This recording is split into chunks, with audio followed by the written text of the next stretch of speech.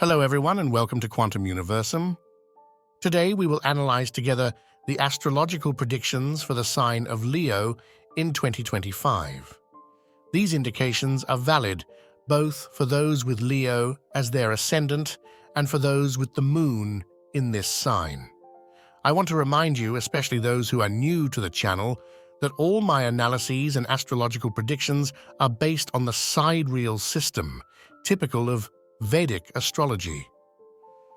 I do not use the tropical zodiac, which is more common and well-known in Western astrological tradition. I base my work on Vedic astrology because it is the only system that considers the actual positions of the planets and constellations at the time of birth with precision, thus providing a scientific foundation. If you are passionate about astrology and want to explore the differences between Vedic astrology, which is based on the sidereal zodiac, and Western astrology, which uses the tropical zodiac, you can find a section dedicated to Vedic astrology in the playlist available here on the channel. I recommend following the predictions for both your ascendant and moon sign.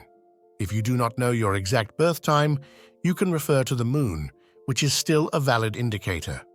Even though it can change sign throughout the day, in most cases it remains in the same sign, making it a reliable choice for interpretation. The ascendant represents the situations and external circumstances that develop around you during a specific period, while the moon reflects your emotional state and how you react internally to these circumstances, showing your emotions and sensitivity. For this reason, it is essential to follow the predictions for both the ascendant and the moon. That said, I am leaving a link below in the description where you can calculate your natal chart for free and discover if your ascendant matches what you currently know. I am telling you this because it is not always guaranteed to be the same. But before starting, make sure to subscribe to the channel and activate notifications so you do not miss the upcoming videos on personal growth and spiritual well-being. And now let us move on to the predictions for everyone who has Leo as their ascendant or moon. For Leo this year, a lot of energy is concentrated in the 10th and 11th houses. This happens because, starting in April, Jupiter has been in their 10th house, bringing significant changes and transformations in the professional sphere. It has been a period of reflection and, for some, of important recognition. New projects might have come in, and the work carried out has begun to receive appreciation and value. However, with Jupiter having entered retrograde phase, and it still is, you might have noticed a slowdown or even a step backward in your career. You might also have started harboring doubts, asking yourself, should I try something different? Or perhaps it's time to look for a job that offers better pay. This is because Jupiter's transit in the 10th house usually brings greater financial opportunities and income growth for the sign of Leo. When Jupiter goes direct again in February 2025 and until May, there will be a period of significant progress in your career. This 3-4-month period will be particularly positive, as if everything is proceeding at full speed. Thanks to the planet's direct motion, it will be an exciting time. In May, Jupiter will enter your 11th house, which represents the gains derived from the progress made in the 10th house. This transit will last from May to around October 2025 and will bring tangible benefits with significant improvements in terms of money and financial gains. The 11th house, in fact, is associated with substantial earnings and your public image. During this period, you might receive recognition for all the good work done while Jupiter was in your 10th house. That said, 2025 will be a truly positive year for Leo. Jupiter's transits in the 10th and 11th houses are among the most favorable. However, I would also like to focus on the Mars-Ketu conjunction to provide you with a balanced perspective and delve into the challenges that might arise this year. It is important to consider every aspect in astrology. This Mars-Ketu conjunction, which I have already mentioned in global predictions, is particularly significant.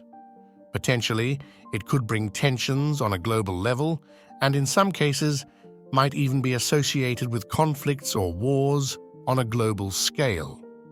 The Mars-Ketu conjunction will occur in July, but its energy will extend into the months of June and August. This will happen in your first house in Leo. When this conjunction occurs, you might feel compelled to make major changes in your life. Transits in the first house often bring about the desire to say, you know what? I want to do something different. This happens because the first house governs your dreams and ambitions. Moreover, on a physical level, in medical astrology, the first house is associated with the head. For this reason, it's important to pay attention to potential issues in this area, such as migraines or vision problems. It would be a good idea to have your vision checked or monitor any other related aspects of head health. This is definitely something to keep in mind. On the other hand, the first house is also connected to your dreams and ambitions, which could prompt you to deeply reflect on where you are in life and where you want to go. This year, indeed, could bring significant changes. Why? Because of the stellium I mentioned earlier, which will occur in Pisces between March, April, and May. This stellium will involve 6 or 7 planets, depending on the timing, and will take place in your 8th house. Whenever I see significant transits in the 8th house, people tend to worry, often saying, "Oh my gosh, the 8th house is tough." And it's true, it can be challenging. However, it's not difficult in the physical sense you might imagine. The 8th house symbolizes deep transformation, and its transits bring significant changes in your life. Its purpose is to activate transformative power.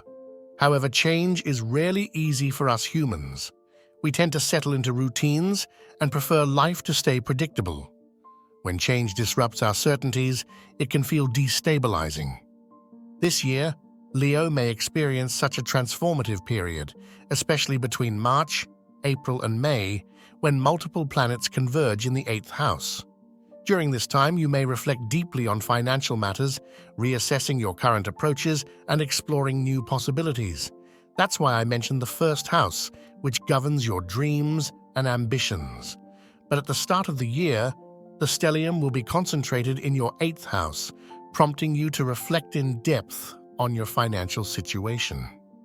You might feel slightly unsettled or worried about these issues. This is a time when it's crucial to pay close attention to your finances. During the months of March, April, and May, you'll need to be cautious with investments and any kind of speculation.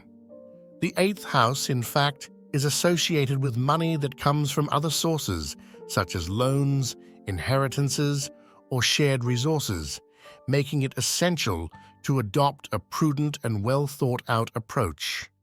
So if someone lends you money or a friend asks you for a loan, be very careful during those 3 months, as situations might arise that require a more thorough analysis.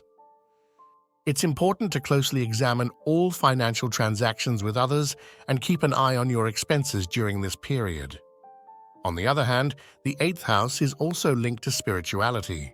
During this transit, you may feel extremely intuitive and connected to your subconscious mind.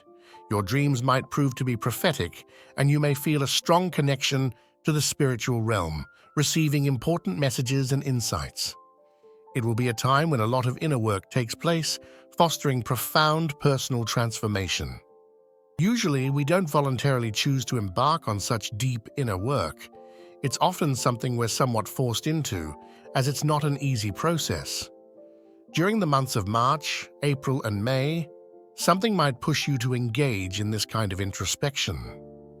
Even if it seems challenging at first, in the long run, it will bring you tremendous benefits, especially since this process will occur in the sign of Pisces. To better explain the significance of this transit in the 8th house in Pisces, I compare it to the story of the Samudra Manthan, well known to those familiar with Indian tradition. In this story, the Devas and Asuras used a mountain as a churning rod to churn the ocean. Do you know what came out first? Poison. The very first thing that emerged was poison, Subsequently, however, Lord Shiva swallowed that poison to prevent it from causing harm to the world. And after the poison was removed, gems, riches, and prosperity emerged from the ocean. In these stories, such riches are described as material gems and treasures, but I interpret them as a metaphor for spiritual wealth. It represents the highest level of knowledge and wisdom one can attain in life.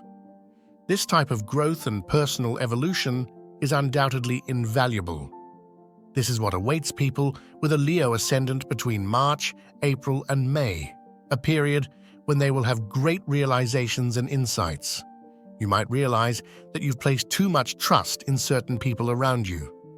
The conjunction of Neptune, Saturn, and Rahu in Pisces could reveal some hidden truths or deceptions you were unaware of. This phase will bring about a cleansing process, an opportunity to eliminate what is no longer useful or authentic in your life. Even though it may be difficult, it is a necessary and positive step as it prepares you for what comes next.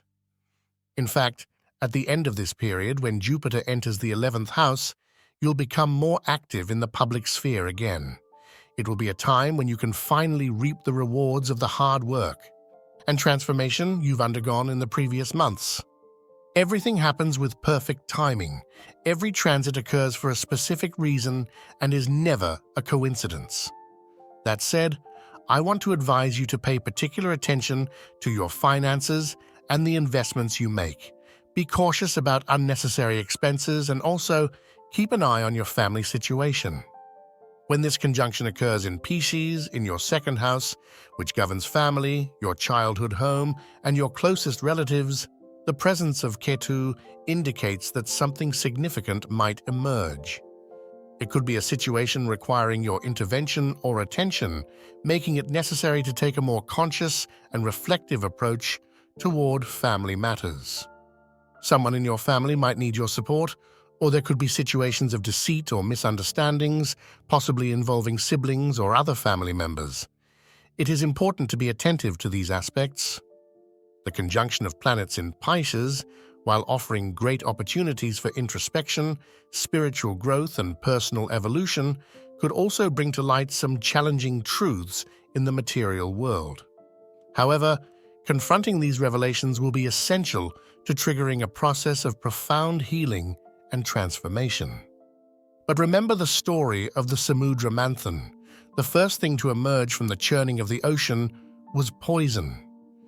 It's always a bit painful at the start, but afterward, healing comes. This is exactly what I was referring to when talking about the conjunction happening during this period. Jupiter in Gemini will be an extremely favorable placement for you.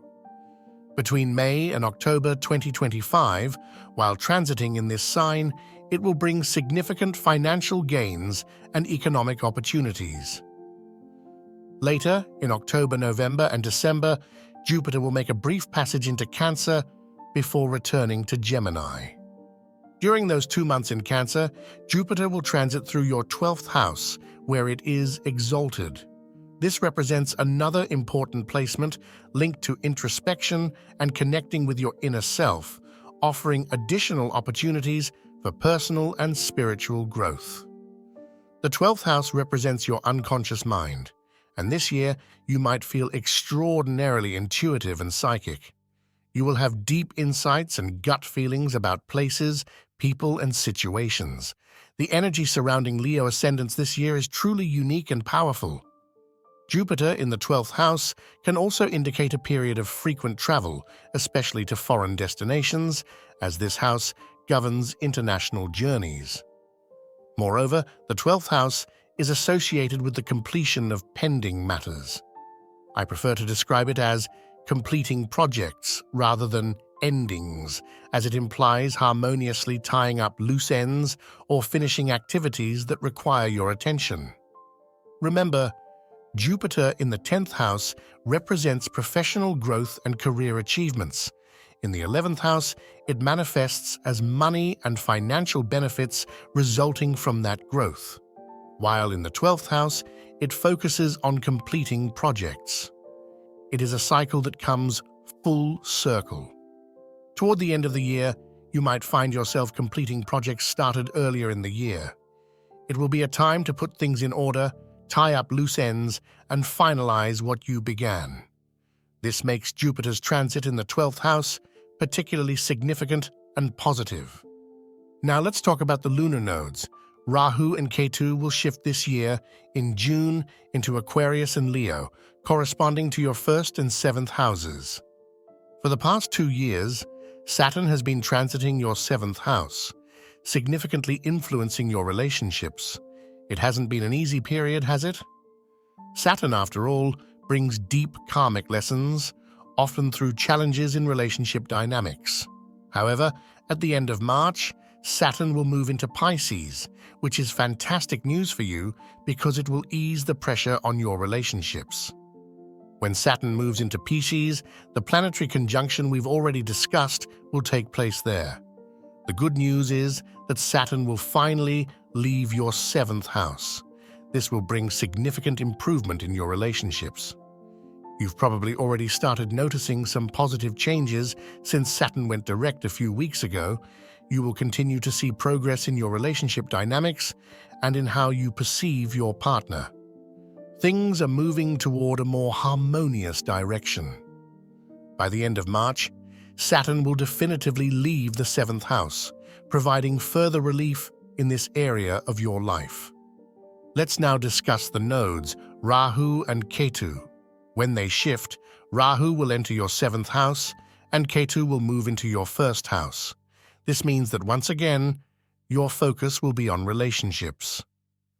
However, Rahu in the 7th house is much more favorable than Saturn, so this could represent an area of expansion for you. You might find yourself wanting to spend more time engaging in shared activities with your partner, planning trips, or visiting foreign places together. Rahu, in fact, governs foreign lands, adding an element of adventure and discovery to your relationships. Rahu, which governs foreign lands, could also inspire you with interesting ideas for new business initiatives. Remember, we talked about Jupiter in the 10th house, bringing career gains and opportunities, right?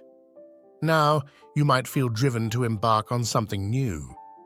With Mars and Ketu conjunct in your 1st house, the focus is on your dreams and ambitions, pushing you to think, I want to do something different.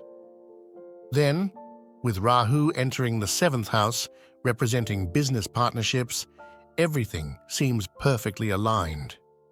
You might consider starting a new business this year, perhaps a side project that generates additional income. This desire for diversification might have been triggered by the planetary congregation in the 8th house, which has prompted you to reflect on the need to expand your sources of revenue. This is the overall picture of how things are shaping up for people with Leo ascendants. Keep in mind the small challenges I've mentioned and appreciate the process of growth and personal evolution that is defining this year. In the next video, we'll look at the predictions for Virgo. In the meantime, I'm sending you a big hug, and as always, thank you for following me today. If you enjoyed this video and want more content like this, leave a like and comment to let me know. See you soon in the next video.